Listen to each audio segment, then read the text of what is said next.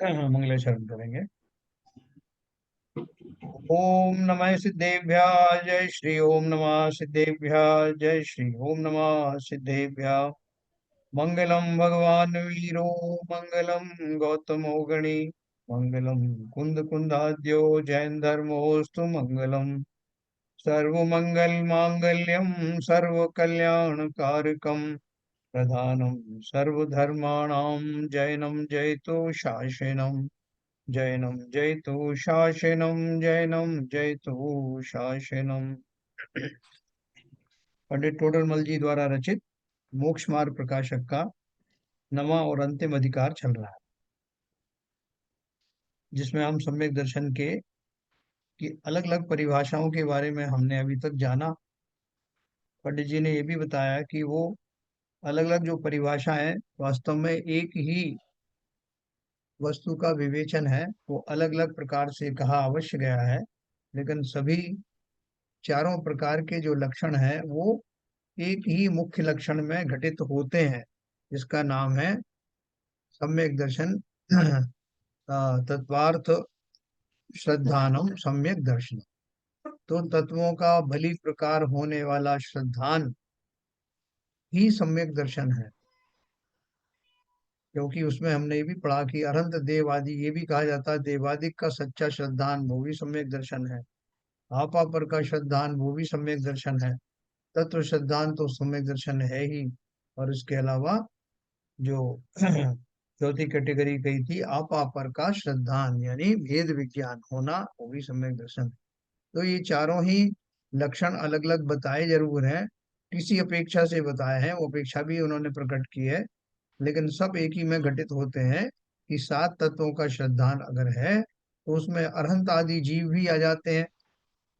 उसमें वो किन कर्मों को जीत करके किन प्रक्रियाओं से वो अरहंत बनते हैं, वो प्रक्रिया भी आश्रव बंध संवर निद्रा और मोक्ष वाली जो प्रक्रिया उन पर घटित होती है। और जीव और अजीब का जब श्रद्धान करते हैं तो जीव मैं हूँ, बाकी सब पर पदार्थ अजीब हैं। तो इसलिए जीव अजीब में आपा पर का श्रद्धान भेद विज्ञान भी घटित होता है।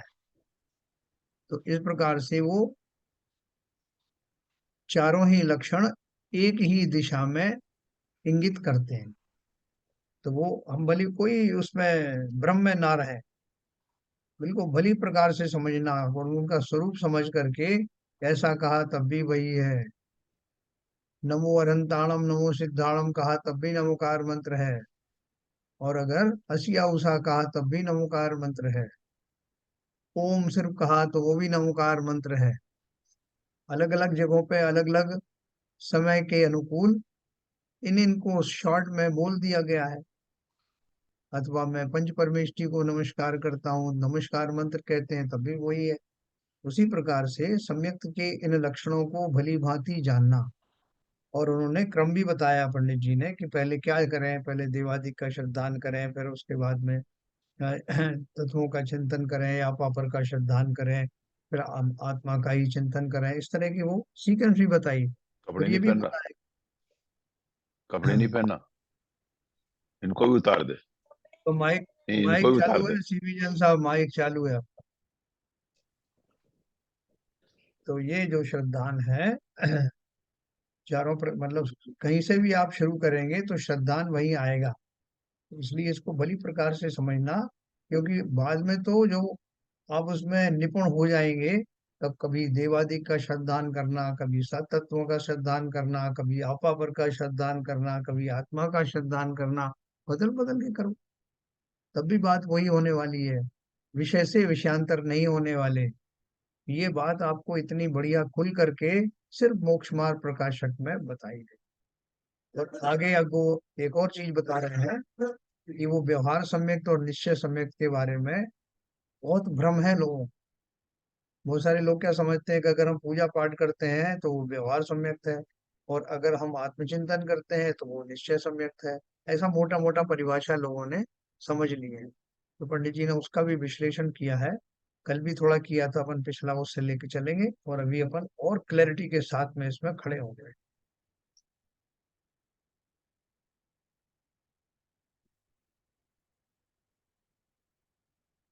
देखिए कल अपन ने पढ़ा था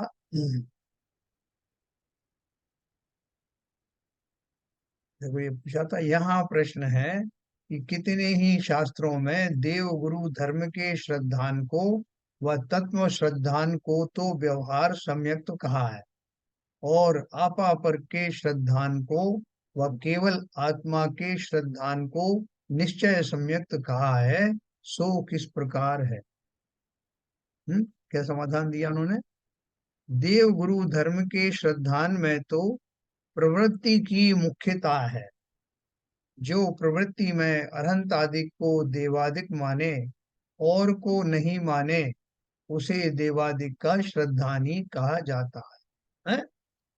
ये जब ये बात कही देव गुरु का सच्चा श्रद्धान रखो भाई साहब, तो वो सच्चा श्रद्धान का प्रवृत्ति की अपेक्षा से। प्रवृत्ति मतलब मैं ऐसे ही मंदिरों में जाऊंगा जहाँ अनंत देव है या जिनेन्द्र भगवान की स्थापना है, और कोई कुदेव कुगुरु अगर वहां है तो मैं वहां से बच जाता हूँ, वहां नहीं जाता। तो मेरी प्रवृत्ति में, प्रवृत्ति पूर्वक अर्थात चिंतन आदि करने में, पूजन आदि करने में, जो सब शारीरिक प्रवृत्तियां हैं, मानसिक प्रवृत्तियां हैं, उन सब से मैं जिनेन्द्र देव के अतिरिक्त और किसी को पर श्रद्धा नहीं करता, तो उसे देवादिक का श्रद्धानी कहा जाता है। और तत्व श्रद्धान में उनके विचार की मुख्यता है। किनके विचार की। अनंत मतलब देव गुरु धर्म के विचार की। मतलब एक तो प्रवृत्ति क्या होगी उनकी, पूजन करना, कोई प्रक्षाल आदि कर देना, अभिषेक करना, या उनके जो है भक्ति में कोई भजन वजन गाना, धार्मिक अनुष्ठान करना, वो सब जो है प्रवृत्ति में श्रद्धान में आता है। और उसके अलावा जो जीवत तत्वों का जो विचार करते हैं, जो ज्ञान में जीवादिक तत्वों का विचार करे, उसे तत्व श्रद्धानी कहते हैं। ठीक है, भले ही वो पूजन नहीं कर रहा है, भले ही वो मंदिर भी नहीं जा रहा, लेकिन अगर घर में भी बैठा है, कहीं और स्थान पर बैठा है, और उन सातों तत्वों के बारे में चिंतन रत है, तो उसको अपन क्या बोलते हैं, तत्व श्रद्धानी बोलते हैं। और तत्व श्रद्धानी क्या है कि वो जीवादिक तत्वों का विचार ज्ञान में करता है। इस प्रकार मुख्यता पाई जाती है। सो यह दोनों किसी जीव को संवक्त के कारण तो होते हैं, परंतु इनका सद्भाव मिथ्या दृष्टि के भी संभव है। यहाँ एक थोड़ा मिसप्रिंट हुआ है, यहाँ लिखा है परंतु इसका सद्भाव मिथ्या दृष्टि के भी संभव नहीं है। तो वो थोड़ा पुस्तक में देखेंगे तो आपको मिलेगा कि नहीं शब्द गलत छप गया है। वहाँ लिखा है सो यह दोनों किसी जीव को सम्यक्त के कारण तो होते हैं, परंतु इनका सद्भाव मिथ्या दृष्टि के भी संभव है, इसलिए इनको व्यवहार सम्यक्त कहा है। देखो अपन ने ऊपर व्यवहार सम्यक्त की या व्यवहार की परिभाषा पढ़ी थी। व्यवहार किसे कहा उन्होंने, जिन कारणों पूर्वक कोई कार्य संपन्न होता है, उन कारणों को भी मंजिल कह दिया जाता है। जैसे कोई टीचर है, तो वो टीचर जो है वो पढ़ाता है, शिक्षा देता है। तो अभी कोई कहे कि लो साहब सरस्वती देवी सीधी आ गई, कोई पढ़ाने वाली कोई टीचर है, तो वो आई, तो अपन कहते हैं हाँ लोगों ये तो आपकी सरस्वती तो आ गई, आपका ज्ञान तो इधर आ रहा है। वो हमने किस अपेक्षा से कहा, क्योंकि वो पढ़ाने वाला ज्ञान देता है, उस कारण को ध्यान में रख करके हमने जो ज्ञान देता है उसका उसको सिद्ध कर दिया। जैसे कल मैंने आपको बोला था कि जो महादेव जी को मानते हैं, तो उनका जो नांदिया होता है, तो वो नांदिया अगर कहीं आ जाए तो लोग बोलते हैं लो साहब शिव शिव जी पधार चुके हैं। बोले कहाँ पधारे, बोले ये नांदिया दिख रहा है ना आपको, ये उनका ही तो प्रतीक है, ये आ गया मतलब वो आ गया। उसी प्रकार से अगर कोई व्यक्ति लक्षण रूप से जिन जिन कार्यों पूर्वक वास्तव में सम्यक तो होता है, वो उन कारण को देख करके ये मान लेता है कि सम्यक तो हो ही गया। तो कारण क्या है, कि कोई व्यक्ति जो है जिनेन्द्र देव के अतिरिक्त किसी को मानता नहीं, सच्चे देव गुरु शास्त्र जो परिभाषित किए गए हैं उनके अलावा और कहीं श्रद्धा रखता नहीं, तत्वों का भी यथाकथा चिंतन कर लिया करता है। तो अपन कह देते हैं कि ये, चूंकि ये दोनों सम्मित के कारण है, भले ही मैं मिथ्या दृष्टि हूं, मगर मुझे लोग देखेंगे ये करते हुए, तत्व का श्रद्धान कर रहा हूँ, तत्व की चर्चा कर रहा हूँ, तत्व का देशना दे रहा हूँ, और जिनेंद्र देव के अतिरिक्त और किसी को मानता नहीं, जाता नहीं, तो मेरे ये लक्षण देख करके लोग कहेंगे कि भाई साहब ये तो सम्यक दृष्टि है। तो कैसे सम्यक दृष्टि बताया? क्योंकि यही लक्षण वास्तव सम्यक दृष्टि में भी पाए जाते हैं। मुझ में वो लक्षण उपचार से हैं, अंदर से भले ही श्रद्धान वैसा नहीं हुआ हो, देवशास्त्र गुरु का वैसा श्रद्धान जैसा सम्यक दृष्टि को होता है भले ही मुझे नहीं हुआ हो, जैसा तत्व श्रद्धान तत्व चिंतन सम्यक दृष्टि करता है मैं वैसा भले ही नहीं कर रहा हूँ, लेकिन कर रहा हूँ। तो मेरी इस कार्य प्रणाली को जो सम्यक दृष्टि के समकक्ष है, उस जैसा ही है, इस प्रवृत्ति को देखकर, इस मनोदशा को देखकर लोग मुझे सम्यक दृष्टि कहते हैं। और ऐसा सम्यक दृष्टि कहना व्यवहार से कहा जाए। तो व्यवहार की परिभाषा हमने ऊपर क्या पढ़ी थी कि कारण में कार्य का उपचार करके, जिन कारणों से वास्तव में ऐसा होता है उन कारणों भर को देख करके कोई अगर किसी को परिभाषित करे तो उसको व्यवहार से ऐसा कहा जाए। कि खाना बनाने वाला खाना बनाया नहीं, अभी बनाना शुरू ही नहीं किया, अभी वो कपड़े बदल करके किचन में आया है, आई है, तो किसी ने कहा कि भाई साहब ये आपकी पत्नी क्या कर रही है? बोले साहब खाना बना रही है। "ये खाना बना रही है?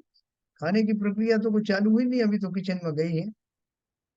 लेकिन किचन में गई है तो बाकी की प्रक्रिया भी होने ही वाली है, भले ही उसमें समय लगे।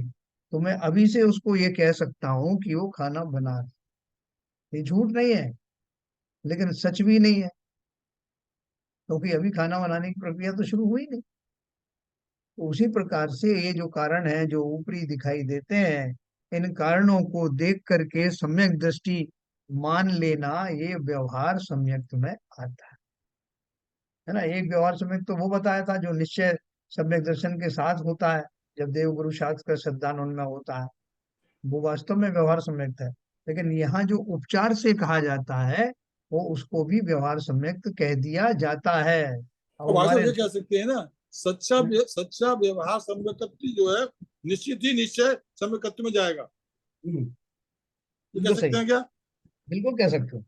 हाँ, तो इसीलिए उसको इसका नाम सम्यकत्व, व्यवहार सम्यकत्व रखा गया है, क्योंकि उसने जो सम्यक सम्यक दर्शन के जो जो आत्म आपा परवास मतलब भेद ज्ञान और उसके द्वारा आत्मचिंतन के द्वारा जो सम्यक दर्शन होने वाला है वो प्रवृत्ति रूप में इसमें आ गया है, प्रवृत्ति रूप में इसमें आ गया, इसलिए एक समदृष्टि बनेगा ही निश्चित रूप से, ऐसा है ना। हाँ, नहीं देखो ऐसा है कि वो दिया है पंडित जी ने कि हो या ना हो ये जरूरी नहीं, लेकिन लक्षण देख करके लोग कह देते हैं। अभी जैसे मैं आपको बताऊं कि आप और हमने जैसे कोई प्रतिमाएं धारण कर ली, और वो प्रतिमाएं धारण करने में हमें ये हम जानते हैं कि हमें सम्यक दर्शन नहीं हुआ। शास्त्रों में ये कथन है कि जब तक सम्यक दर्शन नहीं होता तो पहली प्रतिमा ही नहीं होती, दर्शन प्रतिमा। और जब नहीं होती तो बाकी की सब प्रतिमा कोई भी होती नहीं। लेकिन उपचार से ऐसी परंपरा चल रही है। मैंने कह दिया कि मैं तीसरी प्रतिमाधारी हूँ, चौथी प्रतिमाधारी हूँ, अर्थात शास्त्रों में उन प्रतिमाओं के जो नियम संयम बताए हैं उनका मैं पालन कर रहा हूँ। तो इस अपेक्षा से मैं अपने आप को प्रतिमाधारी कहता हूँ, और लोग भी इस अपेक्षा से कहने लगे। सुनी सुनाई मुझे थोड़ी अंतर्दशा किसी को हमारी पता है इनके भाव कैसे हैं। हमने कह दिया हम तीसरी प्रतिमाधारी हैं, और हम ऐसे जो ऊपर ऊपर के जो नियम पालन करते हैं। तो अब सब लोग ये जानते हैं कि ये प्रतिमाओं के धारण करने के बाद ही 11वीं प्रतिमा आती है जिसमें जीव पंचम गुण स्थानवर्ती तो व्रत प्रतिमा के बाद ही हो जाता है, लेकिन वो अलग क्षुल्लक आदि भी बन जाता है। तो अब वो मेरी ये वृत्ति देख करके कि एक दिन मैं दीक्षा लूंगा, अलग की लूंगा, क्षुल्लक की लूंगा या मुनिराज मुनि की लूंगा, मेरे ये लक्षण देख करके कोई भी कह सकता है कि ये अवश्य ही मुनि चर्या को धारण करने वाले हैं, और जब मुनि होंगे तो एक दिन मोक्ष भी जाएंगे। तो मेरी इस वृत्ति को देख करके कहते हैं भाई साहब ये तो सम्यक दृष्टि है, और ये मोक्ष भी जाएंगे। तो मेरी जो वृत्तियां हैं वो वैसी ही वृत्तियां हैं जो वास्तव में एक सम्यक दृष्टि और मोक्ष मार्गी अपनाता है। अब उस किसी को पता थोड़ी कि मेरी ये अंदर में सच्ची है या गलत है। तो जो ऊपर की मेरी जो दशाएं हैं उनको देख करके कोई अगर सम्यक दृष्टि कहे तो वह उपचार है। लेकिन अगर वास्तव में ही मेरी वो वृत्तियां निश्चय सम्यक दर्शन में कन्वर्ट हो गई हैं या कन्वर्ट होने वाली हैं, तब वो वास्तव में निश्चय सम्यक्त को घटित करने वाली। अभी हुई नहीं, फिर वो निश्चय सम्यक, क्योंकि उसकी पूर्वक ही निश्चय सम्यक्त होता है। मुझे भले ही नहीं हुआ हो, लेकिन जब भी होगा इसी प्रकार से होगा। तो इसलिए जब तक नहीं हुआ है तब तक वो व्यवहार सम्यक्त भी उपचार से कहा जाता है। क्यों उपचार से कहा जाता है? क्योंकि जो उसको समझने वाले हैं वो भी दो तरह के हैं। एक तो वास्तव में समझ रहे हैं कि इसको, इनके जो पूरी तरह से आचरण ऐसे लगते नहीं है कि इनको सम्यक की प्राप्ति हुई है, लेकिन वो भी उनको प्रतिमाधारी कहेंगे, व्यवहार में वो चल रहा है। लेकिन वो जानते हैं अच्छी तरह से कि नहीं, ये उपचार वाली बात है। लेकिन कुछ ऐसे भी जीव होंगे जो, जिन्हें इसका पूरा स्वरूप नहीं मालूम होगा, वो बाह्य लक्षण देख करके सच्चे ही मानेंगे। तो दोनों ही प्रकार के जीव कहेंगे व्यवहार से कि ये सम्यक दृष्टि है, व्यवहार सम्यक दृष्टि है। आप समझ गए आज्ञा बात सम्यक, है? इस विवाह सम्यक दृष्टि मतलब आज्ञा सम्यक कह रहा था जो वो नीतू की मम्मी जो कह रही थी, जो आई थी यहाँ पर, तो हमने तो आज्ञा सम्यक ले लिया है, तो अब वो आज्ञा बन गई है अब इस समय। तो क्या आज्ञा सम्यक तो विवाह सम्यक तो एक ही चीज है? हाँ, बहुत बढ़िया प्रश्न है आपका। देखो, आज्ञा सम्यक्त का अर्थ ये है कि जिनेंद्र देव के तत्वों में जैसा है वैसा ही विचार करना, उनको वैसा ही मानना, है ना। अभी इसके भी दो भेद हैं। आज्ञा सम्यक जो आपने कहा, उसके दो भेद अपन कर सकते हैं, आगे आने वाला है, मैं आपको फिर से बताता हूँ थोड़ा सा। इसमें जैसे तत्वों, जैसे कहे सात तत्व कहे, मैंने वैसे ही मान लिया। अनंत आदि का जो स्वरूप कहा, मैंने बिल्कुल वैसे ही मान लिया। कर्म का सिद्धांत जैसा बताया, बिल्कुल वैसा मान लिया। तो ऐसा मान लिया, क्योंकि ये केवल ज्ञान गम्य बात है, इनको मैं सिद्ध कहाँ करूंगा। तो मैंने मान लिया, उसमें बिल्कुल संदेह नहीं किया, तो ये आज्ञा सम्यक है। मतलब इन वस्तुओं को जैसा के तैसा मान करके, जैसी आज्ञा आचार्यों ने दी है, जैसा शास्त्रों ने आज्ञा दी है, उसी प्रकार से धर्म का स्वरूप मान लेना। और फिर मान करके आगे बढ़ने से एक्चुअल में अगर सम्यक्त हो गया तो वो निश्चय सम्यक्त है। लेकिन आज्ञा पूर्वक हुआ है, इसलिए उस निश्चय सम्यक्त में एक अलंकार और लगा दिया कि ये आज्ञा से हुआ है। मेरा जो आचरण हुआ, मेरा जो परिणमन हुआ, मेरा जो चिंतन बदला, वो मात्र इसलिए, प्रारंभ में मैंने खाली जिन भाषित, जिन वाणी के द्वारा प्रतिपादित बातों को ज्यों का त्यों माना, उसमें संदेह नहीं किया। तो भले ही मेरा अभी वो नेजरा वाला सम्यक्त नहीं हुआ, लेकिन अगर मैं उस सम्यक्त के बिना इनको मान लेता हूं तो वो आज्ञा सम्यक्त का व्यवहार रूप है। लेकिन अगर वास्तव में उस आज्ञा को मान करके मैं निश्चय सम्यक्त की ओर बढ़ जाऊं, तो वो निश्चय सम्यक्त है, क्योंकि आज्ञा पूर्वक आया है। इसलिए उसमें निमित्त आज्ञा का कहकर उसको आज्ञा सम्यक्त वास्तविक वाला कहा जाता ठीक। है। तो क्या देखो, अभी पंडित जी बहुत क्लियर करेंगे, ये बहुत अच्छे से समझना, आपको प्रश्न भी बहुत अच्छे हैं मार्मिक है। तो देखो, देव गुरु धर्म के श्रद्धान में तो प्रवृत्ति की मुख्यता है। जो प्रवृत्ति में अरहंत आदिक को देवादिक माने और को नहीं माने, उसे देवादिक का श्रद्धानी कहा जाता है। और तत्व श्रद्धान में उनके विचार की मुख्यता है। जो ज्ञान में जीवादिक तत्वों का विचार करे, उसे तत्व ज्ञानी कहते हैं। इस प्रकार मुख्यता पाई जाती है। सो ये दोनों लक्षण किसी जीव को सम्यक्त के कारण तो होते हैं, जब भी होंगे ये उनमें सहायक होंगे ये कारण। परंतु इसका सद्भाव मिथ्या दृष्टि के भी संभव है, इसलिए इनको व्यवहार सम्यक्त कहा है। जैसे अपन बोले कि मुनि बन करके मोक्ष चला जाएगा, जरूरी नहीं। लेकिन बिना मुनि बने मोक्ष जाएगा नहीं, ये भी नियम है। तो अब वो मुनि बन गया, तो मुनि बन के अब दो तरह के लोग हैं। एक तो उसको समझ रहे हैं कि ये बिल्कुल 28 मूल गुणों का धारी है और सम्यक दृष्टि भी है, अगर वो समझ सके तो ये निश्चित ही मोक्ष से जाएगा। और दूसरे लोगों ने देखा कि भैया हम नहीं जानते कि इन सम्यक दर्शन है या नहीं है, या इनके आचरण सही है या नहीं है, हम तो ये जानते हैं कि जो मुनि बनता है वो अवश्य मोक्ष जाता। तो इसलिए उनको व्यवहार से उनको मुनिपना या सम्यक दृष्टिपना वो ऐसे जीव मान लेते हैं। उनके आचरण देख करके वो मान लिया कि ये तो मुनि है, मोक्ष मार्गी है। जबकि आप देखेंगे तो केवल ज्ञान के हिसाब से जरूरी नहीं। तो यहाँ यही बोला उन्होंने कि ये दोनों लक्षण सम्यक दृष्टि को तो पाए ही जाते हैं, क्योंकि मिथ्या दृष्टि को भी पाए जाते हैं। तो लक्षण की अपेक्षा से कहा जाता है कि ये सम्यक दृष्टि है। लेकिन वो कैसे कहा गया? व्यवहार से कहा, है ना। अगर हो सकता है कालांतर में वो लक्षण उसके फलीभूत हो जाए, वो एक्चुअल में सम्यक दर्शन हो जाए, वो बात की बात है। लेकिन वर्तमान में उनको व्यवहार सम्यक दृष्टि इसलिए कहा है कि भैया ये आचरण या जो कारण है सम्यक दर्शन प्राप्त होने के, वो कारण तो इनके भी दिखाई दे रहे। तथा आपा पर के श्रद्धान में व आत्म श्रद्धान में एक विपरीत अभिनिवेश रहित पने की मुख्यता है। जो आपा पर का भेद विज्ञान करे व अपने आत्मा का अनुभव करे, उसके मुख्य रूप से विपरीत अभिनिवेश नहीं होता। इसलिए भेद विज्ञानी को व आत्मज्ञानी को सम्यक दृष्टि कहते हैं। इस प्रकार मुख्यता से आपा पर का श्रद्धान व आत्म श्रद्धान सम्यक दृष्टि के ही पाया जाता है, इसलिए इनको निश्चय सम्यक तो कहा। देखो, जो जो आचरण दोनों में कॉमन होते हैं, व्यवहार सम्यक दृष्टि में और निश्चय सम्यक दृष्टि में, तो वो दोनों में कॉमन घटित कर दिए। लेकिन जो वास्तविक सम्यक दृष्टि नहीं है उसको व्यवहार सम्यक दृष्टि कह दिया कारण देख करके। तो वही कारण हमें पता नहीं। एक लड्डू में कुछ मीठा डाला, लड्डू बन रहा था, तो एक ने उसमें शक्कर डाली और एक ने उसमें कोई और ऐसा आइटम डाल दिया जो मीठा था।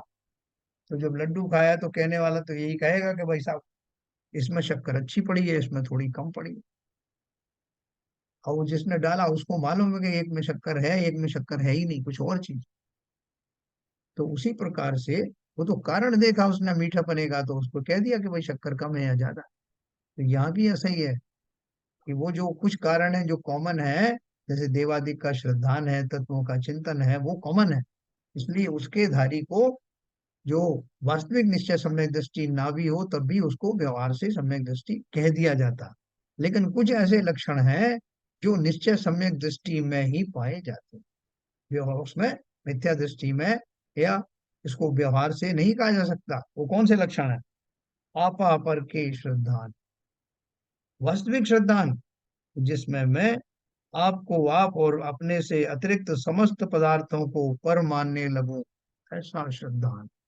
दृढ़ श्रद्धान व आत्म श्रद्धान में, यानी आपा पर का श्रद्धान कहूं, वेद विज्ञान कहूं, या स्वयं का श्रद्धान कहूं। वेद विज्ञान पूर्वक ही स्वयं का श्रद्धान होता है कि ये सब मैं नहीं हूं, वो मैं नहीं हूं, तो क्या हूं। उसमें आता ना, वो आजकल चेकलिस्ट आती है, क्या बोलते हैं इसमें, कौन बनेगा करोड़पति। उसमें वो खेलने वाले होते हैं, उनको उत्तर नहीं मालूम प्रश्नों, लेकिन उसमें 4 ऑप्शन देते हैं। तो वो उसको रूल आउट करते जाते हैं, साहब ये हो नहीं सकता, कि ये इसमें ये कमी है, ये भी हो नहीं सकता, इसलिए 4 में से ये बचा, इसलिए ये उत्तर, और वही सही निकलता। तो उसी प्रकार से जब मैं आपा पर का श्रद्धान करता हूं कि ये जो अजीब वस्तुएं हैं इनमें चैतन्यता है नहीं, इसलिए ये मैं नहीं हूँ। शरीर आदि में क्रियावती शक्ति होती है पुद्गल में, जो कॉमन है, जीव में भी है और पुद्गल में भी है, लेकिन बाकी गुण तो नहीं है ना, इसलिए ये मैं नहीं हूँ। ऐसा श्रद्धान हो करके ये भी मैं नहीं हूँ, ये भी नहीं हूँ, जितने 5 द्रव्य हैं पांचों द्रव्य मैं नहीं हूँ, मैं तो जीव द्रव्य हूँ। और जीव द्रव्य होने पर उसका श्रद्धान अर्थात आत्मा का जो श्रद्धान है, वो जैसा श्रद्धान वास्तविक समय दृष्टि को होता है वैसा व्यवहार समय दृष्टि को हो ही नहीं सकता। एक्सक्लूसिव लक्षण है वो। इसलिए उन्होंने बोला आपा पर के श्रद्धान में व आत्म श्रद्धान में विपरीत अभिनिवेश रहित पने की मुख्यता है। मेरा और कोई प्रयोजन ही नहीं। अगर मैं वास्तविक सम्यक दृष्टि हूँ, मुझे संसार में किसी को दिखाना थोड़े, किसी से सर्टिफिकेट नहीं चाहिए। मैं स्वयं ही ऐसा मानता हूँ। मुझे किसी को उपदेश मेरा सच्चा हो जाए, लोग मुझे बड़ा मानने लगे, ऐसा कुछ भी प्रयोजन नहीं। संसार की निधियां मुझे मिल जाए, ऐसा भी प्रयोजन नहीं। तो वास्तविक जिस प्रयोजन से स्व का और पर का भेद विज्ञान किया था, और जिस वेद विज्ञान पूर्वक निज का श्रद्धान हुआ था, स्व पर तो अलग हो गया, स्व का पक्का श्रद्धान जिससे हुआ, ऐसा विपरीत अभिनिवेश रहित, मतलब और कोई प्रयोजन है ही नहीं, कोई मिथ्या प्रयोजन है ही नहीं। तो ये, अगर मैं अपापर का वास्तविक श्रद्धान करूं या आत्म श्रद्धान करूं, तो इसमें विपरीत प्रयोजन की का सर्वथा अभाव है। एक ही प्रयोजन है। क्या प्रयोजन? मोक्ष का भी प्रयोजन नहीं। फिर क्या बात कर रहे हो आप? मोक्ष की तो बात करना पड़ेगा। मोक्ष का प्रयोजन क्यों नहीं है? कि मोक्ष तो अपने आप ही हो जाता है। मोक्ष तो उस दशा का नाम है जब जीव अपने स्वभाव में आ जाता है। जितने ज्ञानी होते हैं वो किसी तरह की अभिलाषा नहीं करते, मोक्ष की भी अभिलाषा नहीं करते, केवल ज्ञान की अभिलाषा भी नहीं करते। या वो जो परिसयों का सैन जो जय करते हैं परिसय को, 22 परिसय का, तो उसमें एक अलाव परिसय भी होती है कि मुनि इस बात से कभी दुखी हो जाए कि अब इतने साल से तपस्या कर रहा हूँ, केवल ज्ञान तो हुआ ही नहीं, तो क्या फायदा हुआ है इतने दिन से जो है शरीर को इतने सारे नियम संयम पालन, कुछ नहीं हो रहा। ऐसा खेद खिन्न होगा तो कभी होगा नहीं केवल ज्ञान। ऐसा जो साधक है, जो लगा रहता है बिना किसी चाहत के, बिना किसी अभिलाषा के, वही मोक्ष का पात्र होता है। हर कोई होता नहीं। तो इसलिए विपरीत अभिनिवेश का तो सवाल ही नहीं, विपरीत अभिप्राय का तो सवाल ही नहीं। जो अभिप्राय है, उस अभिप्राय में मोक्ष की भी कामना नहीं होती, क्योंकि मोक्ष तो स्वतः प्रकट होता है। समस्त अभिलाषाओं से रहित होकर के स्वयं प्रवर्तने वाला जीव अवश्य ही मोक्ष को प्राप्त होता है, उसको करना कुछ नहीं पड़ता। अनंत को भाव मोक्ष हो जाता है, उसके बाद में उनको द्रव्य मोक्ष के लिए कुछ परिश्रम करना नहीं पड़ता। शास्त्रों में बताते हैं कि साहब उन्होंने फिर ये शुक्ल ध्यान लगाया, तीसरा और चौथा लगाया, और अयोगी गुण स्थान में पहुंचे, और फिर उनको निर्वाण हो गया, और उन्होंने मोक्ष पद को धारण किया। वो सब अबुद्धि पूर्वक अपने आप घटित होता है। अपन को कोई बड़ा मुश्किल काम बताए कि साहब मैं कैसे जाऊंगा वहां पर, कैसे करूंगा, वो कुछ नहीं, आप वहां पहुंच भर जाओ, वहां सब लोग आपको करा देंगे। तो ऐसे ही सम्यक दर्शन के द्वारा मोक्ष के मुहाने पर पहुंचे हुए जीव किसी तरह की अभिलाषा या सांसारिक दशाओं का अभिप्राय रखते ही नहीं। इसलिए वो उनका लक्षण एक्सक्लूसिव लक्षण है, जो सिर्फ निश्चय सम्यक दृष्टियों में ही पाया जाता।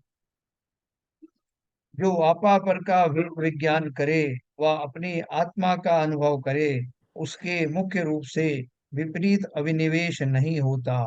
इसलिए भेद विज्ञानी को या आत्मज्ञानी को सम्यक दृष्टि कहते हैं।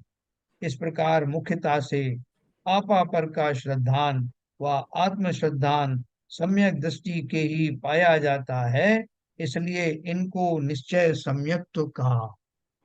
ये पांचवी लब्धि के बाद में ये होता है, मतलब है। पांच लब्धि है ना, पंच लब्धि, तो चार हम्म। लब्धियों के बाद तक तो मिथ्या दृष्टि की भी हो सकता है। जो पांचवी लब्धि है वो निश्चय सम्यकत्व जिसका होना है वही होगा। तो ये जो आप बता रहे हैं, ये जो प्रक्रिया है वो वहां तक पहुंच जाती है। या बहुत बढ़िया, सही कहा आपने। वो चिंतन करते करते देखो, ये जो लब्धियां है वो क्या है, या गुणस्थान है वो क्या है, वो भावों के लेवल है। उस लेवल तक पहुंच गए, गुणस्थान आ गया।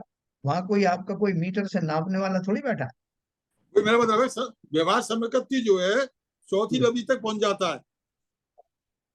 हाँ, चौथी लक तक पहुंचता, अभी आएगा इसमें ये प्रकरण भी आएगा करण अवधि वाला भी। तो वो अपने आप ही, आप सही कह रहे हैं, क्यों? क्योंकि सम्यक दर्शन होना है जिसको, वो पहले मिथ्या दृष्टि ही तो रहा होगा।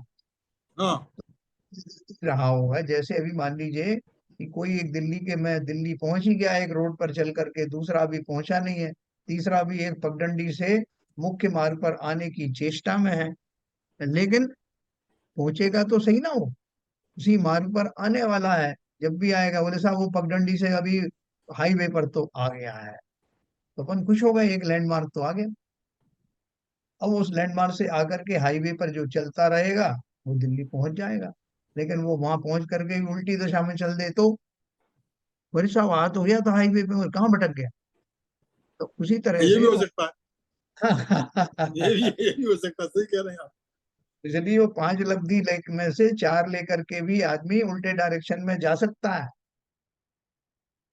इसलिए जब तक वो पक्का करण लब्धि वाला उस डायरेक्शन को पे नहीं चलेगा, तब तक सुनिश्चित नहीं होगा कि वो दिल्ली पहुंचेगा ही।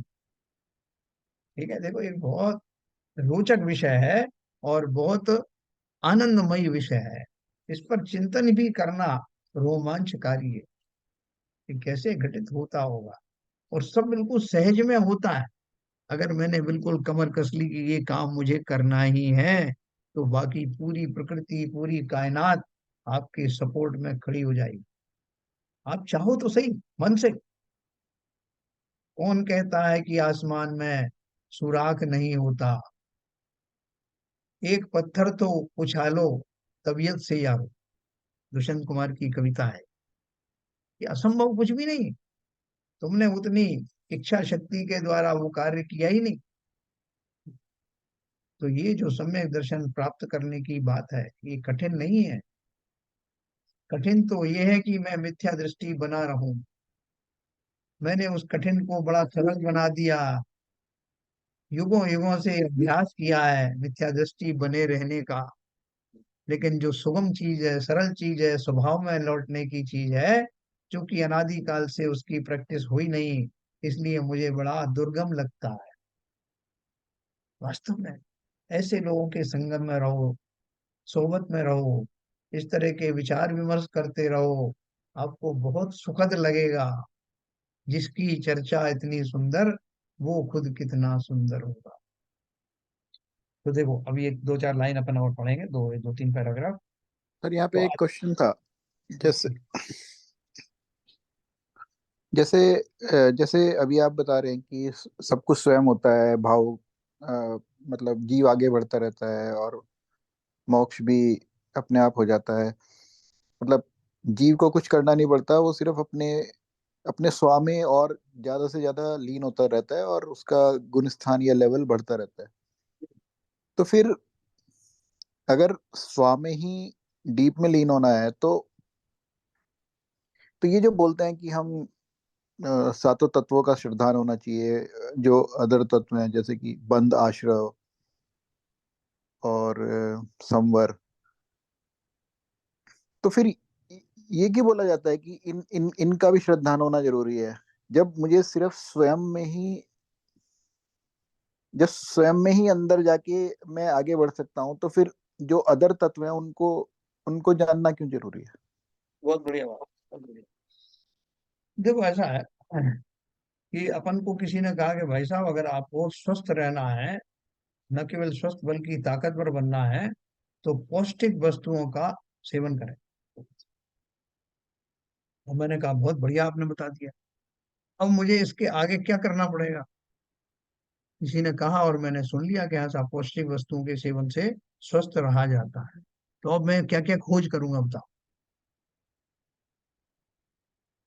बोलो बिल्कुल जी, अपन क्या क्या खोज करेंगे ये स्टेटमेंट सुन करके अपन क्या करें?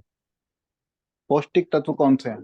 पौष्टिक तत्व कौन से हैं उन्हें पहचानूंगा, और अपौष्टिक कौन से हैं उन्हें उनसे अलग करूंगा, है ना? कहीं भ्रम में ना पड़ जाऊं। जब मैं पौष्टिक को ढूंढूंगा तो अपौष्टिक का भी ज्ञान करूंगा। और फिर वो कहाँ मिलते हैं? वो खरीदे जाते हैं, घर में बनाए जाते हैं। घर में बनाए जाएंगे तो कौन बनाएगा? किसी की पत्नी इस काबिल नहीं है, उसमें योग्यता नहीं है, तो वो फिर किससे बनवाएगा? है ना?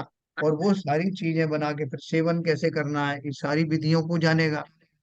तो आप बोलोगे साहब ये सब जानने की जरूरत क्या है, सीधा बोल दिया ना कि पौष्टिक वस्तु खाओ और मस्त हो जाओ। लेकिन वो खाने की प्रक्रिया में ये सारा शामिल है, उनकी तलाश करना, उनमें से जो अच्छे नहीं है उनको निगलेक्ट करना, खाने की विधि समझना, खाने वाले की, बनाने वाले की तलाश करना, किस विधि से किस टाइम में क्या खाया जाएगा जिससे अपच ना हो जाए, वो सब भी जानना पड़ेगा। तो मात्र इतना कह देने से ये पौष्टिक आहार करो काम पूरा होता नहीं, मोटा मोटा ये कहा जाता है। उसी तरह से आपसे कहा कि भैया तत्व श्रद्धान करो, आप बोले कि साहब तत्व श्रद्धान में ये आश्रमवादी क्या आ गए, ये आश्रम को हम आपने ये बताया, ये बंद भी बेकार बताया, तो इनको जान करके क्या करें। तो जब तक आप उनको नहीं जानोगे उनसे बचोगे कैसे। आश्रमवादी मेरे ही खोटे भाव है, मेरे ही खोटे परिणाम है, वो क्यों होते हैं। तो मैं जानूंगा कि अनादिकाल से मैं मोह से ग्रसित हूँ, तो मोह क्या होता है, तो मोह की परिभाषा बताई जाएगी कि साहब जो आपका दर्शन मोहिनी क्या है, चारित्र मोहिनी क्या है, मुझे जीवों से क्यों मोह होता है, किसी से द्वेष क्यों होता है, पूरी प्रक्रिया आ जाएगी उसमें। फिर वो बंद क्यों होते हैं, और बंद कहाँ होता है, कैसे कर्मों का बंद होता है, फिर उनका उदय कैसे होता है, कुछ बचा क्या इसमें। मैंने तो सिंपल कहा था 7 तत्वों का श्रद्धान करना। अब बोलोगे इतना आसान था, आपने उलझा क्यों दिया। हमने नहीं उलझा है, आपने उसको ऊपर ऊपर से समझा। जब वो 7 तत्वों की गहराई में जाएंगे तो इन सारी प्रक्रियाओं से पाला पड़ेगा, और तभी सच्चा श्रद्धान भी होगा। ओ ऐसे ये हैं आश्रय, मेरे ऐसे दुष्परिणामों के कारण ही इस तरह के आश्रम होते हैं। मैं अपने परिणामों को अवश्य ही सुधारूंगा, एक एक कदम पर मैं जो हूँ सचेत होता चला जाऊं। इसलिए जो कुछ भी बताया उसमें कोई भी अनुपयोगी नहीं है। मैं आपकी बात को सही समझा कि भाई नहीं। साहब आपने कितने अच्छी तरीके से समझाया है, क्या रूपक दिया है, इसका कमाल कर दिया आपने। वाकई वाकई कमाल। मैं अफसोस नहीं कह रहा, आपने कमाल कर दिया है इसको समझाने में। रियली आई एम वेरी, मतलब मुझे बहुत खुशी हुई है इससे। रूपक जो आपने दिया है, रूपक ऐसा बना है जिससे कि आदमी बाहर जा ही नहीं सकता, जो समाधान इनका बिल्कुल पूरा पूरा ऐसे ही हो गया प्राप्त। बहुत धन्यवाद आप। तो बिल्कुल जी, मैं आपकी आप समझा पाया कि कुछ हाँ रहेगा सर, तो बता। नहीं सर, नहीं सर, समझ में आ गया जैसे जो आपने बताया, लेकिन अभी भी थोड़ा सा संशय ये है, अभी भी हाँ, है थोड़ा सा, क्योंकि हाँ, बोलिए। वैसे तो इनफैक्ट यही पिछले चैप्टर में यही डिटेल में बताया था, और कि बाकी तत्वों को जानना क्यों जरूरी है, वो भी बहुत अच्छे से समझाया था आचार्य श्री ने इस ग्रंथ में। और आपने अभी भी समझाया, वो भी समझ में आ गया, क्योंकि जब मैं मेन तत्व को जान रहा हूँ जो कि जीव तत्व है, तो जो जीव नहीं है उसको भी जानना जरूरी है अलग करने के लिए। जी। लेकिन कंफ्यूजन सिर्फ थोड़ा सा इसलिए आ रहा है कि जब जब जीव स्वा में लीन होता है और स्वा में लीन होके उत्कृष्टता की ओर आगे बढ़ता है, उस समय पे उसको ये सब भी जानने की जरूरत नहीं है, क्योंकि स्वा में जब वो लीन होता है, तो क्या हम ये कह रहे हैं कि जब प्रारंभिक भूमिका में इनको जानने की जरूरत है, लेकिन जब जीव आगे बढ़ेगा तब ये आपस ऑटोमेटिक छूट जाते हैं बाकी तत्व। हाँ, देखो उसमें फिर जो है वो प्रवृत्ति रूप तो सब चीजें छूट ही जाती हैं। ऊपर के गुण स्थानों में देखो, अभी जैसे नीचे कोई महिला को बोला कि भाई ये जाप देना सीखो, तो वही जाप दे के बैठी, बोले कि वो मंदिर में तो साहब मेरा अकुलता रहती है, घर में बहुत सारे काम रहते हैं, मैं घर में ही दे लूंगी जाप। वो जाप देने बैठी तो उसको आकुलता हुई कि मैंने दूध चढ़ाया था, वो कहीं वो नौखन तो नहीं गया, तो मैंने उधर वो चावल के दिया था, उसकी कितनी सीटी आ गई, और इधर जाप दे रही है। तो उसका मन आकुल व्याकुल हो रहा है, शंकित हो रहा है। लेकिन अगर मान लीजिए वो थोड़ी सी ऊपर की भूमिका में जाएगी, तो अभी वो उस तरह की प्रक्रिया भोजन आदि बनाने की भी कम हो गई, और उसको पता लग गया कि ये मैं ऐसे समय में ही जाग दूं जब इस तरह की कोई आकुलताओं की दशाएं हो ही नहीं। तो दो तरह से उसने अपने आप को रोका, और ऊपर की दशाओं में वो सब आकुलताओं के ऊपर काबू पा करके, अब उसने ये सब जो श्रद्धान रखा है वो उसने जानते हुए तो रखा है कि जब मैं नीचे की भूमिका में थी तो दूध भी उफनता था, दूसरे भी कारण होते थे, वो मेरे व्यवधान पड़ते, ये वो अभी भी जानती है। जब उसका ध्यान उत्कृष्ट होता चला गया तो नीचे की जिन प्रक्रियाओं से वो गुजरी है उनका उसकी जानकारी उसे अभी भी है, तो छोटी थोड़ी। और उन जानकारियों को जानते हुए इनसे मुझे दूर होना है, इन प्रसंगों से दूर रहना, ऐसा भाव उसके मन में है। उसी प्रकार से प्रारंभिक भूमिकाओं में जाने गए तत्ववादी को बाद में भी वो मेरी जानकारी में तो रहते हैं, लेकिन अब मैं उनसे प्रभावित नहीं होता। जैसे दूसरी क्लास में मैंने जो कुछ पहाड़े वगैरह सीखे थे, बहुत मेहनत करके सीखे थे, तो मैं 10वीं क्लास में पहुंच गया, तो मैं अब वो पहाड़े तो नहीं पढ़ रहा, लेकिन वो सब मेरे बैकग्राउंड में जरूर है। उन पूर्वक ही मेरी ये जो नींव है वो खड़ी हुई है। मैं कोई कहे साहब आप पहाड़े तो पढ़ते नहीं हो, आप कैसे तो बोल रहे थे कि दूसरी क्लास आपने पास की? अपन सब जानते हैं कि वो सब मैंने किया, अब उसकी बुनियाद इतनी मजबूत हो गई कि उनको मुझे वापस जाने की जरूरत नहीं, वो मेरे बैकग्राउंड में हमेशा बने रहे। तो मेरे क्वेश्चन है यहाँ पर। हेलो। बोलिए बोलिए। हाँ, मेरा क्वेश्चन यही है कि ये जो क्वेश्चन हमको आ रहे हैं, मैं भी विपुल जी के उसमें ही मैं रख के सोच रहा हूँ। ये क्वेश्चन इसलिए तो नहीं आ रहे क्योंकि हम लोग जिस भूमिका में हैं और जिस ग्रंथ को पढ़ रहे हैं, मोक्ष मार्ग प्रकाशक, लाइक मोक्ष की बात आ रहे हैं, तो जो लोग इस ग्रंथ में जब पढ़ते हैं तो वो ये चीजों को स्वतः ही पार कर चुके होते हैं, उस लेवल को क्रॉस कर चुके होते हैं। क्योंकि ये जो हमको भूमिका में जाना है, हमको स्वयं में लीन होना है, ये सारी प्रैक्टिस और अनुभव हमारे हो चुके होते हैं, तब जाके हमको ये सब चीजें मिलती हैं। मैं सही समझाऊंगा सर? तो बिल्कुल सही समझे आप। तो पहले गुणस्थान के बाद जो चतुर्थ गुणस्थान आता है, तो वो गुणस्थान क्या है? वो कोई सर्टिफिकेट नहीं देता भाई साहब अब आप चौथे में आ गए, कुछ नहीं। मेरा ही चिंतन। मैं अभी प्रथम गुण स्थान में था, मिथ्या दृष्टि था, जिन वस्तुओं को अपना स्वरूप मान रहा था, उन उन सब से मेरा अभी पूरी तरह से मेरा मोह भंग हो गया। अब मैं इस समय, अब मेरा चिंतन चल रहा है। उस चिंतन में मैं उन दशाओं से परिचित होता चला जा रहा हूँ इसमें संसार में। कौन मेरा है, कौन किसका है, मैं किसका हूँ, मैं किसी का नहीं। ये चिंतन बेसिक से शुरू होकर के उस दशा तक पहुंच जाता है जब मुझे स्व के अतिरिक्त और कुछ दिखाई देता नहीं, है ना? तो उसने थोड़ा अर्जुन ने सा जो मैं बोलने की कोशिश करूं क्या इसमें? जी बोलिए बोलिए।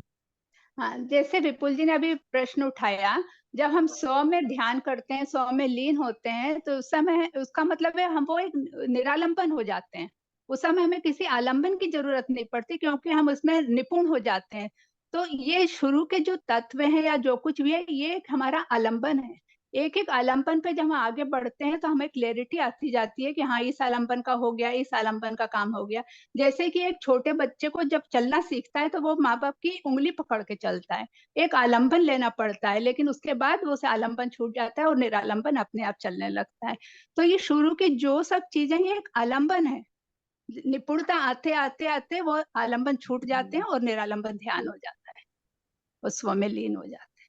और सही बात कही आपने, क्योंकि आप ध्यान का भी प्रैक्टिस करती हैं और आप जानती हैं कि उसमें वो अनुलोम विलोम करते हैं, पहले श्वासों के ऊपर ध्यान देते हैं, फिर आप जी जो आगे के जो ध्यान करते हैं, अपन ने जो पदस्थ पिंडस्थ आदि ध्यान पढ़े, जी जिसमें जी कभी एक अक्षर के ऊपर में ध्यानस्थ होते हैं, कभी ओम के ऊपर होते हैं, कभी ह्रीम के ऊपर होते हैं।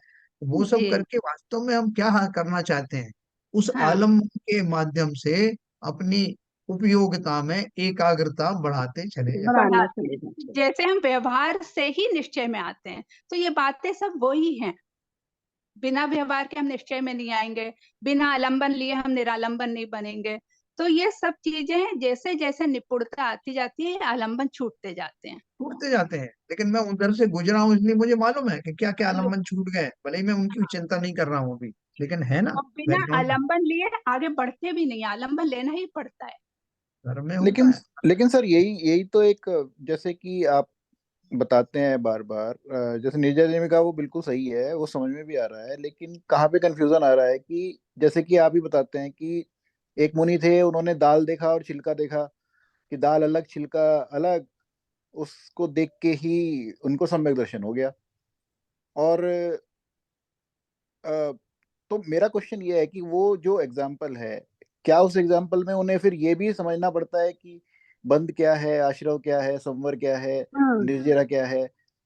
तो एक, जैसे कि हम ये बोलते हैं कि उन्होंने तो बस सिर्फ दाल और छिलका देखा और उनको सम्यक दर्शन हो गया, ना उन्होंने कुछ ग्रंथ पढ़े, ना उन्होंने कोई स्वाध्याय किया, और तो ये उनका ये कर्म विपाक भी है।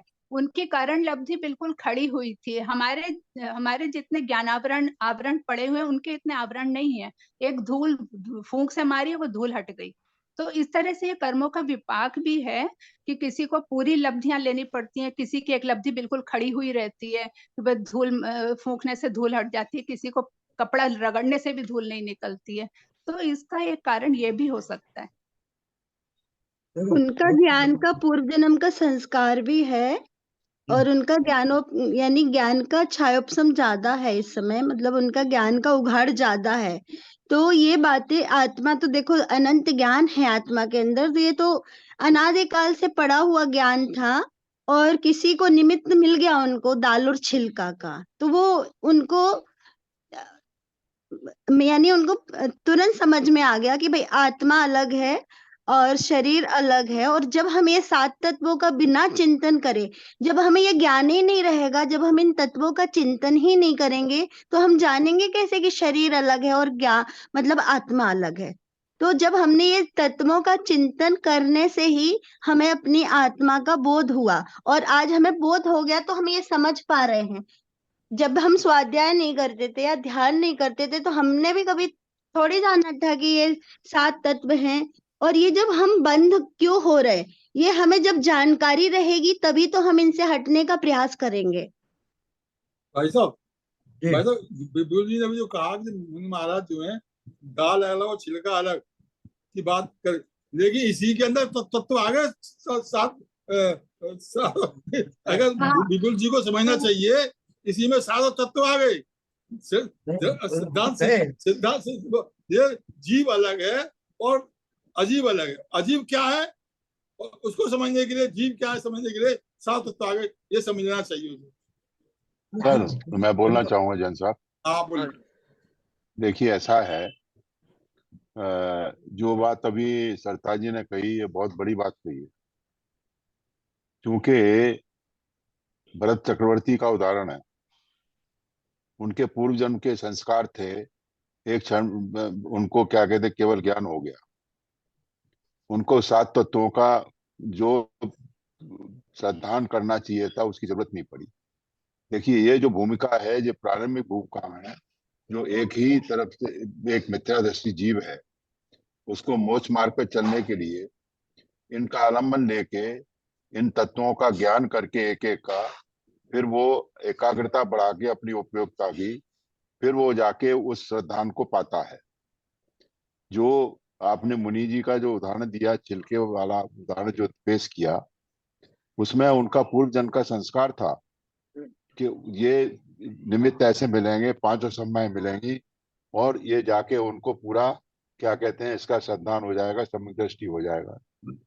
वो तो अनपढ़ थे, मगर अनपढ़ का मतलब ये नहीं था। सरताज जी ने बात कही कि जो आत्मा अनंत ज्ञानी है, वो ज्ञान का क्षमता इतना ऊंचा था कि वो एकाग्रता इतनी अच्छी थी कि वो सारी चीजें 7 तत्वों का जो ज्ञान था वो उसमें समा गया। तो जो हम जो बात कह रहे हैं विपुल जी कि हमें इन 7 तत्वों का ज्ञान होना जरूरी है, बिल्कुल जरूरी है। वो एक घोर मिथ्या दृष्टि के लिए जरूरी है। मगर जब एक क्षण आता है जहाँ 5 समय मिलती हैं, इसका मतलब जो अब कभी कभी आपने उदाहरण देखा होगा, एक छोटा बच्चा क्या कहते हैं इतना ज्ञानी होता है कि वो पूरे पहाड़े गिन के बताता है आपको। तो वो उसने कहा उसने उसकी विद्या प्राप्त की, ये उसके पूर्व जन्म के संस्कार थे, वो बोल रहे हैं। तो जो बात सरताज जी ने कही, जो क्या कहते हैं उसका पूरा मतलब जो एक उदाहरण दिया, समरी दी, वो बहुत ही सटीक समरी है मेरे हिसाब से। तो सबने बहुत बढ़िया बात करी और सीवीजन साहब ने वही उदाहरण दी जो मैं देने वाला था कि देखो, आप देख उसमें देखते हो, टीवी पे भी देखते हो कहीं भी कि एक 4 साल का बच्चा है, 5 साल का बच्चा, उसको महारत हासिल है तबला बजाने में या कोई वाद्य यंत्र बजाने में या गायन में या श्लोक बोलने में। आप कमाल कर देखोगे कि कहीं कैसे हो गया, तो आप बोलोगे कि नहीं साहब ये तो बड़े अभ्यास के द्वारा होता है, इतना बढ़िया शास्त्रीय संगीत करना या ऐसे इंस्ट्रूमेंट बजाना, इसने तो अभ्यास किया ही नहीं। हम तो देख रहे हैं इसको, हमारे घर में ही जन्म लिया है, लेकिन आप खुद से समझते हो कि ये अभ्यास कहीं से तो आया होगा। तो अपन मान लेते हैं कि साहब ये पूर्व जन्म का अभ्यास होगा। ठीक उसी प्रकार से पूर्व जन्म का जो संस्कार है, वो संस्कार भी ऐसे नहीं बने थे, उस समय ये सब किया गया था। सिंह की पर्याय में जैसे महावीर स्वामी के जीव को सम्यक दर्शन हुआ, उनके मुनियों के उपदेश से, वैसे सबको क्यों नहीं हो जाता है? तो इसलिए इससे ये साबित होता है कि उसमें जैसे जैसे उनका शिवकोट मुनि की अपन बात कर रहे थे ना, कि उन्होंने दाल अलग और छिलका अलग देख करके वो उनका वो लेवल अपने आप आ गया। वो जो हम एक एक स्टेप में आकर के जिस लेवल पर जाते हैं, वो स्टेप्स कभी पहले ली गई होंगी। अभी तो उस स्टेप से आगे की बात थी, और वो वहां पे आकर के वो जंप आ जाता है उनका। ऐसा मत समझना कि वो बिना अभ्यास के आया होगा, वो पूर्व जन्म के अभ्यास में आया। जैसे यही हम और बात आप इसमें पूछना इसमें चाहती हूँ कि जो जैसे ये पूर्व जन्म के संस्कार का उदय और कर्म विपाक, क्या इनमें कोई फर्क है?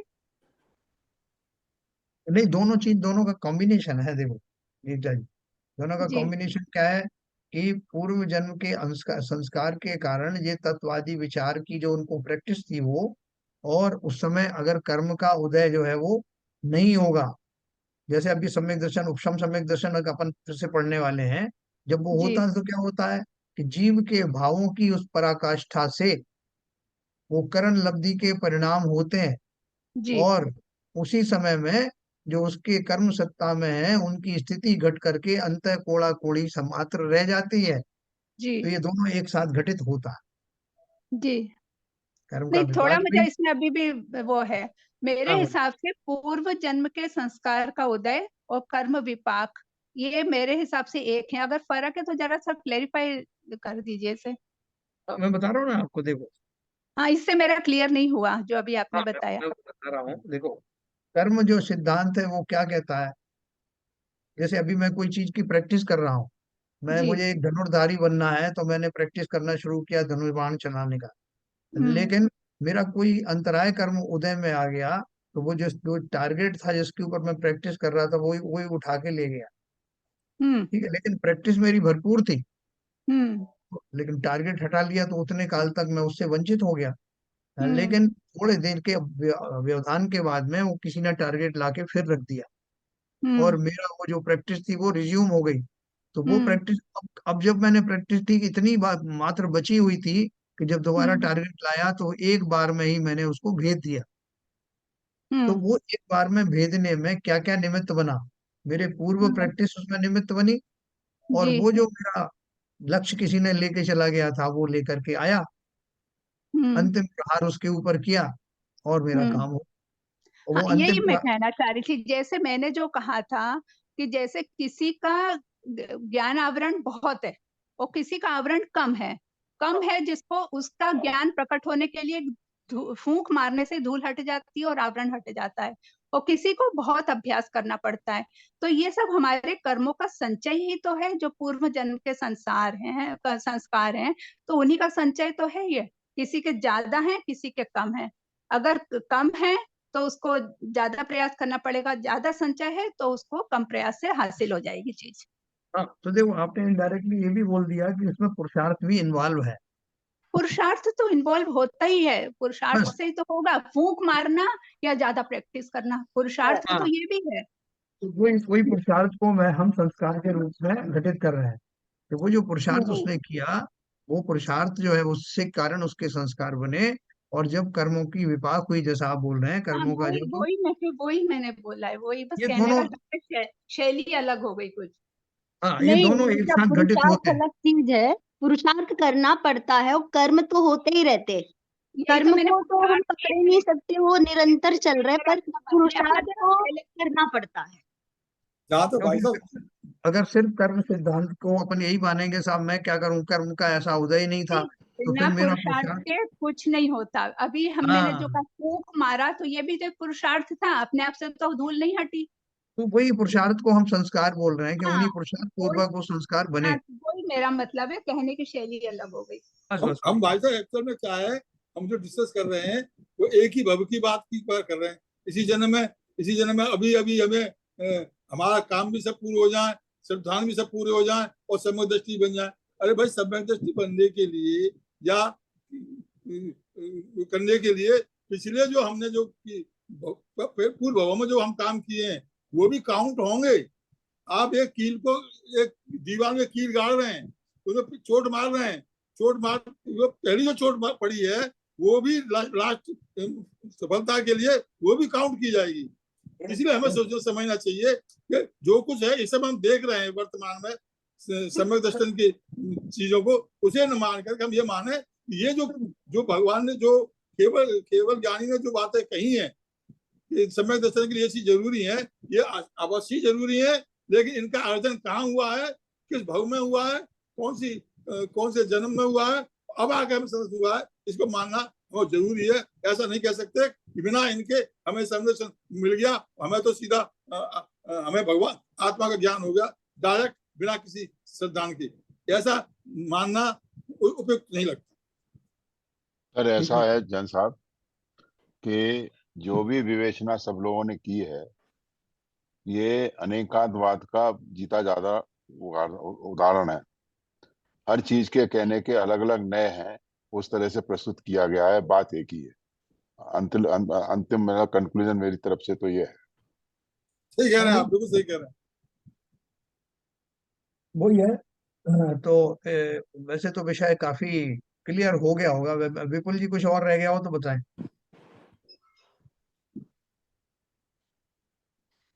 नहीं सर, मेरा डाउट तो अभी भी बना हुआ है, सॉरी, बट ठीक है, फिर बाद में कभी डिस्कस नहीं, करेंगे। इसमें मैं थोड़ा और बताना मेरा चाहूंगा। मेरा सर डाउट ये है कि क्या सम्यक दर्शन या मोक्ष मार्ग में आगे बढ़ने के लिए अन्य तत्वों का श्रद्धान मस्ट हैव है, आश्रव बंध का, या कोई जीव जो फास्ट ट्रैक पे चल रहा है वो सिर्फ डायरेक्ट आत्मा के स्वभाव में जाके अपना उद्धार कर सकता है विदाउट इस बात की चिंता करे कि आश्रव क्या होता है, बंध क्या होता है, संवर क्या होता है। देखो मतलब मेरा मतलब है कि जब मुझे ultimately end of the day अपने ही स्वभाव में जाना है और उसी से मेरे गुणस्थान या आगे बढ़ने हैं, तो वो उसके लिए क्या आश्रव बंध और संवर और ये जो अदर तत्व हैं इनका डिटेल में या इनका सच्चा श्रद्धान होना जरूरी है, या वो केवल ज्ञानी होने के बाद वो ऑटोमेटिक आपको समझ में आ जाता है, बट मोक्ष मार्ग पढ़ने के लिए वो मस्ट हैव नहीं है?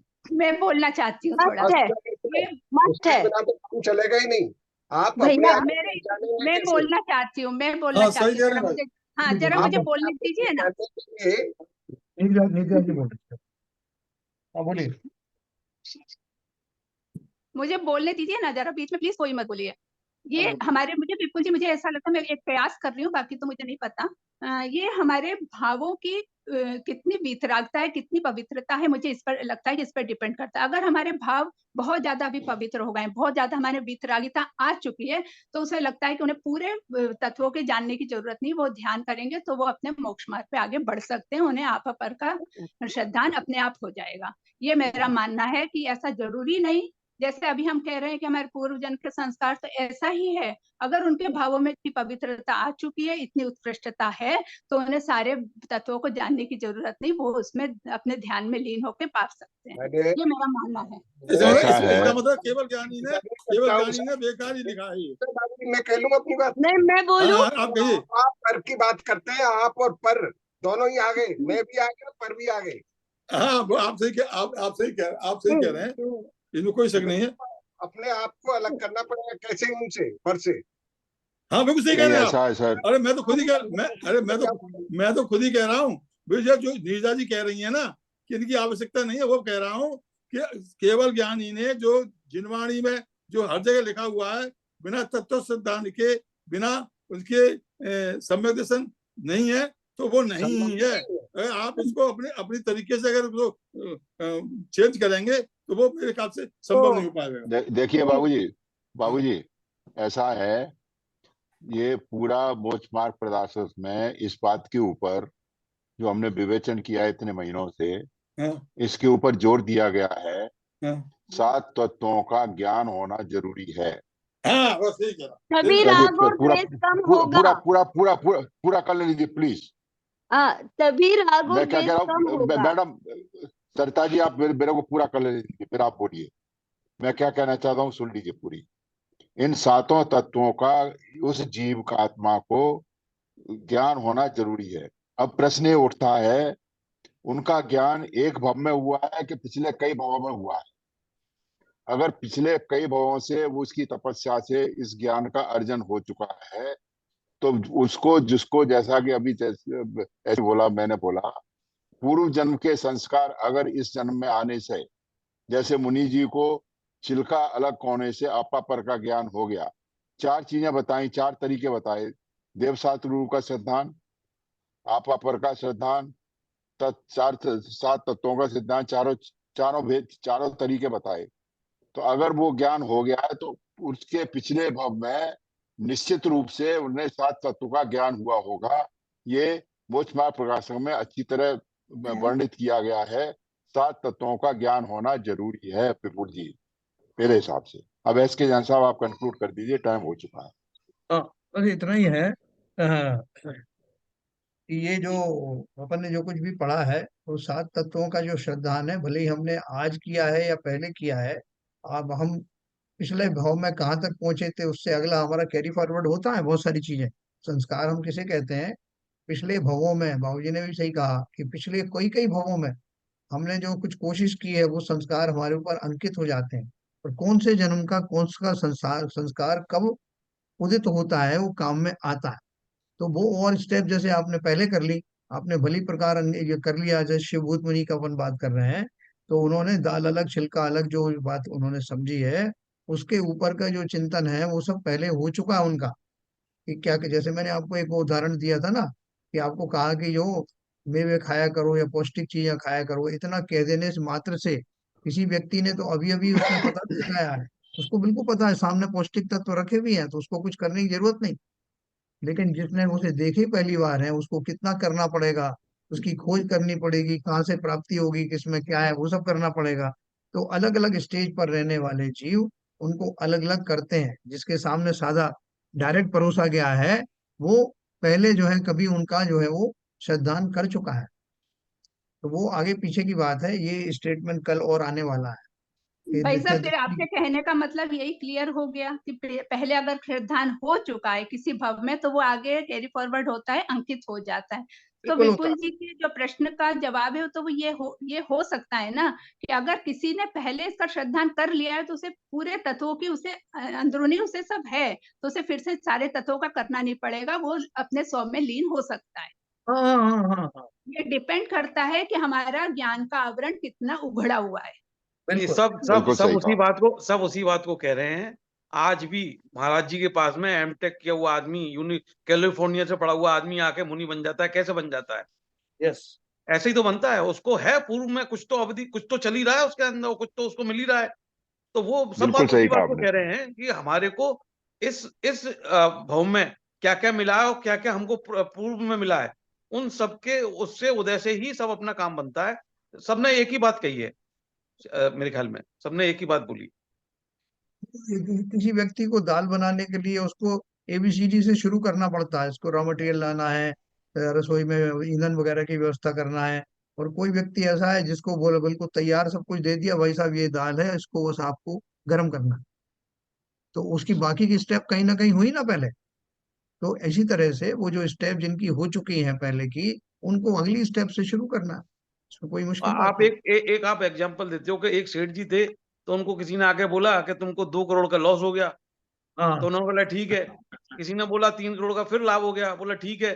तो मतलब उनका व्यापार चल रहा है, उनका आना जाना हो रहा है, लेकिन उनको कोई फर्क ही नहीं पड़ रहा है।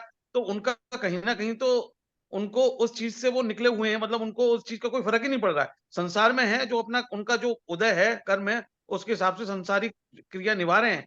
लेकिन उनका उसमें कुछ वो उसमें वो लगा नहीं है उनसे दिल नहीं लगा हुआ उससे। कल अपन इसके बारे में थोड़ा और आगे पढ़ेंगे, तो ये अपने आप क्लियर हो जाएगा। बिल्कुल जितना कुछ बचा हुआ है, काफी कुछ तो लोगों ने कहा है। सरिता जी ने कहा है, अपना नीरजा जी ने कहा, आरपी जैन साहब ने, बाबू जी ने, सीवी जैन साहब ने, और शैलेंद्र जी ने, सभी ने कहा। तो ये सभी प्रश्नों के उत्तर आप मिला दें, वो सब बिल्कुल सही है अपनी जगह पर। कल अपन इसमें थोड़ी और क्लैरिटी लाएंगे। बहुत अच्छी बात है आप सबने पार्टिसिपेट किया विपुल जी के प्रश्न के माध्यम से, और इतनी क्लैरिटी आई। कल अपन और पढ़ेंगे और आनंद आएगा। समय हो गया। जिनवाणी स्तुति कौन करेंगे? संजय प्रकाश हैं, संजय प्रकाश हाँ करिए। सर। सिरिजिण वाणी जग कल्याणी, जग जन मद तम मोहे हरि। जन मन हारी गण हरे हारी, जन्म जरा भवे रोगे हरि तिथैराणं दिव्य जुणिंजो पड़ै सुड़ै मय्ये धारै नाणं सोखे वणन्तं धरिये सासदे मोखे पदं पावै सासदे मोखे पदं पावै। जिनवाणी माता की जय। जय।